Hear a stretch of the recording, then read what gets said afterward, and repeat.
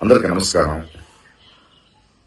ఒక లిటరీ ఫెస్టివల్లో art and its resilience అనే ఒక విషయం మీద నేను చేసిన ప్రసంగం, ఒక సంవాదం. దాని నుంచి కొన్ని మాటల్ని మాత్రం తీసుకుని దాన్ని వక్రీకరించి నేనేదో అవతార పురుషుడు శ్రీరాముడిని ఏటగానం చేశానని, హిందూ ధర్మాన్ని హర్ట్ చేసే ఫీలింగ్స్ ఇచ్చానని కొందరు ఊగుతున్నారు.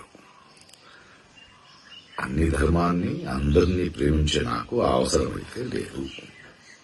కానీ ధర్మాన్ని మతోన్మాదంతో అడ్డుపెట్టుకుని అసహ్యమైన రాజకీయం చేస్తున్న వాళ్ళని నేను అడిగే ప్రశ్నలకి సమాధానం ఇవ్వలేక కొందరు నన్ను యాంటీ హిందూ ధర్మ విరోధి అని బింబించడానికి ప్రయత్నిస్తున్నారు. పాపం వాళ్ళ ఏడుపు, వాళ్ళ కష్టం నాకు అర్థమవుతాయి. సో వాళ్ళకి సమాధానం చెప్పాలి. ఇప్పుడు ఏమైందంటే, నేను ఇప్పుడే తమిళనాడు ఎలక్షన్స్ అయిపోయి కొంచెం తోట పనిలో ఉన్నాను. వర్షాకాలం వస్తుంది, ఎండాకాలం ఎండ్ అవుతుంది, చెట్లు మొక్కలతో మాట్లాడుకోవాలి. సో ఆ పనిలో ఉన్నాను. త్వరలో వస్తాను. అప్పటిదాకా మీరు మీ పనులు చూసుకుంటారా, లేదా ఇలాగే వాగుతుంటారా, ఊగుతుంటారా, మీ డిసిషన్. Okay, bye. అందరికీ నమస్కారం. ఒక లిటరీ ఫెస్టివల్లో ఆర్ట్ అండ్ ఇట్స్ రెసిలియన్స్ అనే ఒక విషయం మీద నేను చేసిన ప్రసంగం, ఒక సంవాదం. దాని నుంచి కొన్ని మాటల్ని మాత్రం తీసుకుని దాన్ని వక్రీకరించి నేనేదో అవతార పురుషుడు శ్రీరాముడిని ఏటగానం చేశానని, హిందూ ధర్మాన్ని హర్ట్ చేసే ఫీలింగ్స్ ఇచ్చానని కొందరు ఊగుతున్నారు.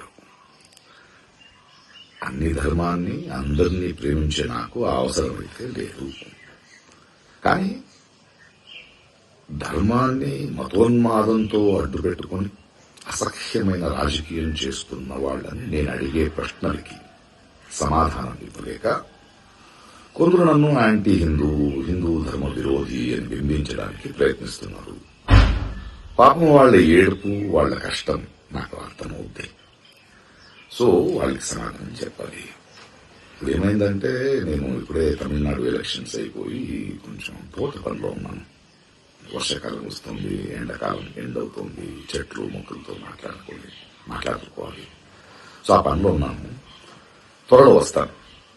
అప్పటిదాకా మీరు మీ పనులు చూసుకుంటారా, లేదా ఇలాగే వాగుతుంటారా, ఊగుతుంటారా, మీ డిసిషన్. Okay, bye. అందరికీ నమస్కారం.